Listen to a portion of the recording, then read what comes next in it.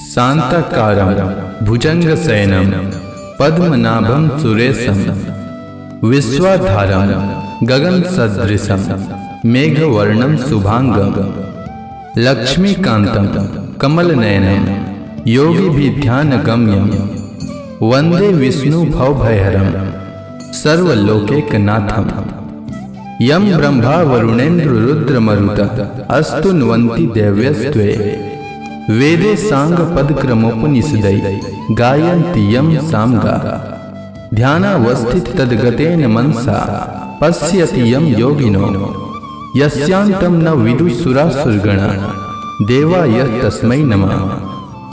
ओम नमो भगवते वासुदेवाय। इस बार आश्विन महीने की कृष्ण पक्ष की एकादशी 21 सितंबर 2022 को है। यह एकादशी पितृ पक्ष में पड़ती है, इसलिए इस एकादशी का विशेष महत्व है। इस एकादशी को इंदिरा एकादशी के नाम से जाना जाता है। इस एकादशी का व्रत करने से सभी पाप नष्ट हो जाते हैं और नरक में गए हुए पितरों का भी उद्धार हो जाता है। इस एकादशी की कथा के श्रवण मात्र से ही मनुष्य को अनंत फल की प्राप्ति होती है, इसलिए इंदिरा एकादशी की कथा एक बार कम से कम सुनना ही चाहिए, साथ ही दूसरों को भी सुनाना चाहिए। अब आइए श्रवण करते हैं इंदिरा एकादशी व्रत कथा। तो प्रेम से बोलिए लक्ष्मी नारायण भगवान की जय, श्री कृष्ण भगवान की जय, एकादशी माता की जय। अगर आप अपनी श्रद्धा भाव से कथा श्रवण के उपरांत ब्राह्मण दक्षिणा देना चाहते हैं तो स्क्रीन पर दिए गए नंबर पर भेज सकते हैं। भगवान श्री कृष्ण से महाराज युधिष्ठिर ने कहा, हे प्रभु, अब आप कृपा करके आश्विन माह के कृष्ण पक्ष की एकादशी की कथा को कहिए। इस एकादशी का क्या नाम है तथा इसका व्रत करने से कौन सा फल मिलता है, कृपा कर विधान पूर्वक कहिए। भगवान श्री कृष्ण ने युधिष्ठिर से कहा, हे धर्मराज, आश्विन माह के कृष्ण पक्ष की एकादशी का नाम इंदिरा है। इस एकादशी का व्रत करने से सभी पाप नष्ट हो जाते हैं, नरक में गए हुए पितरों का उद्धार हो जाता है। हे युधिष्ठिर, इस एकादशी की कथा के श्रवण मात्र से ही मनुष्य को अनंत फल की प्राप्ति होती है। मैं यह कथा सुनाता हूँ, तुम ध्यान पूर्वक श्रवण करो। सतयुग में महिष्मती नाम की नगरी में इंद्रसेन नाम का एक प्रतापी राजा राज्य करता था। वह पुत्र पौत्र धन धान्य आदि से पूर्ण था। उसके शत्रु सदैव उससे भयभीत रहते थे।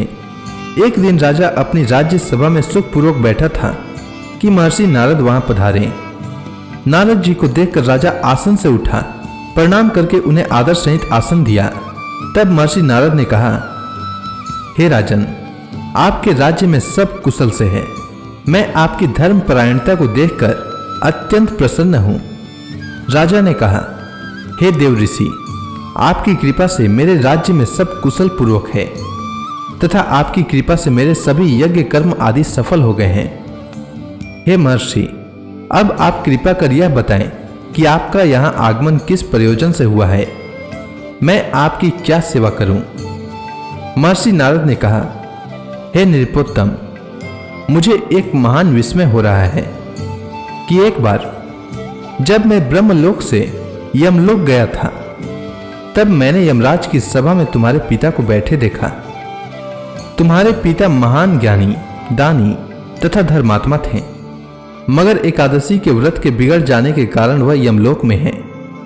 तुम्हारे पिता ने तुम्हारे लिए एक संदेश भेजा है। राजा ने उत्सुकता से पूछा, क्या संदेश है महर्षि? कृपा कर यथाशीघ्र कहें। तब नारद जी ने कहा, हे राजन, तुम्हारे पिता ने मुझसे कहा, महर्षि, मेरे पुत्र इंद्रसेन जो कि महिष्मती नगरी का राजा है, उसके पास जाकर एक संदेश देने की कृपा करें कि मेरे किसी पूर्व जन्म के बुरे कर्म के कारण ही मुझे यह लोक मिला है। यदि मेरा पुत्र आश्विन माह के कृष्ण पक्ष की इंदिरा एकादशी का व्रत करे और उस व्रत के फल को मुझे दे दे तो मेरी मुक्ति हो जाए, मैं भी इस लोक से छुटकर स्वर्ग लोक में वास करूं।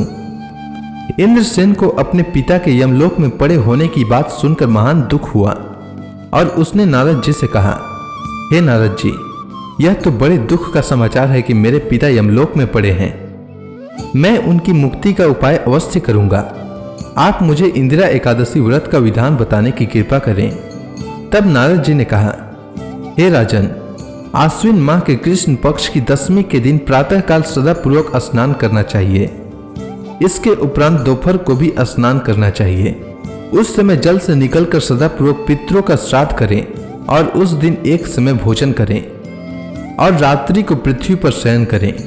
इसके दूसरे दिन अर्थात एकादशी के दिन नित्य कर्मों से निवृत्त होकर स्नान आदि के उपरांत भक्ति पूर्वक व्रत का धारण करें और इस प्रकार संकल्प करें, मैं आज निराहार रहूंगा और सभी भोगों का त्याग कर दूंगा। इसके उपरांत अगले दिन भोजन करूंगा। हे ईश्वर, आप मेरी रक्षा करने वाले हैं, आप मेरे उपवास को संपूर्ण कराइए। इस प्रकार आचरण करके दोपहर को शालिग्राम जी की प्रतिमा को स्थापित करें और ब्राह्मण को बुलाकर भोजन कराएं तथा दक्षिणा दें। भोजन का कुछ हिस्सा गाय को अवश्य दें और भगवान विष्णु को धूप नैवेद्य आदि से पूजन करें तथा रात्रि को जागरण करें। तदुपरांत द्वादशी के दिन मौन रहकर बंधु बांधवों सहित भोजन करें। हे राजन, यह इंदिरा एकादशी के व्रत की विधि है। यदि तुम आलस से त्याग कर इस एकादशी के व्रत को करोगे तो तुम्हारे पिता अवश्य ही स्वर्ग के अधिकारी बन जाएंगे। नारद जी राजा को यह सब विधान समझाकर आलोप हो गए। राजा ने इंदिरा एकादशी के आने पर उसका विधान पूर्वक व्रत किया और इस व्रत को करने से आकाश से पुष्पों की वर्षा हुई और राजा के पिता यमलोक से रथ पर चढ़कर स्वर्ग को चले गए। इस एकादशी के प्रभाव से राजा इंद्रसेन भी इस लोक में सुख भोग कर अंत में स्वर्ग लोक को चला गया। भगवान श्री कृष्ण ने कहा, हे युधिष्ठिर, यह मैंने तुम्हारे सामने इंदिरा एकादशी के महात्म्य का वर्णन किया है।